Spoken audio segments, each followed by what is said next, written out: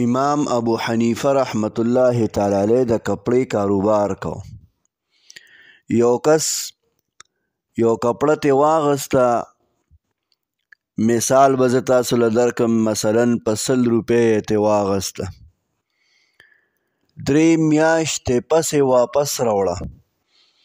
وی حضرت دا زه واپس کوم، دا زما نه ده خوښه.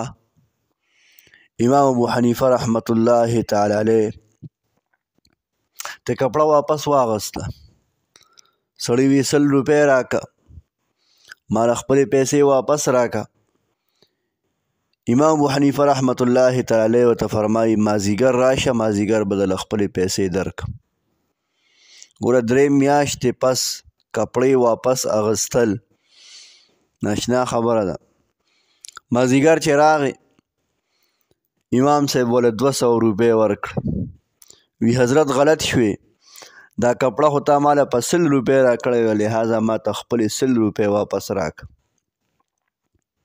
اوس راشه ناشته معاملې ته وګوره. معاملات دې ته وایي، مونږ هم وایو مونږ خپل معاملات سمول غواړو. امام ابو حنیفه رحمت الله تعالی علیه ورته فرمایي ستا هغه کپړۍ دا ځای پرتې وې، ګاهک راغی او په 200 روپۍ پې ما خرڅ کړې، دا واله ستا 200 روپۍ. الله اکبر. دا که مونږ به وي چې وروره که په 80 روپۍ راکې خو ټیک ده، که نه اخلم دله. دا دې 3 میاشتې ایساره کړې وه، 50 ستا تاوان او 50 زما تاوان. خامخا به هم پکې هغه له ګړز ورکو، هغه له هم پکې تاوان ورکو.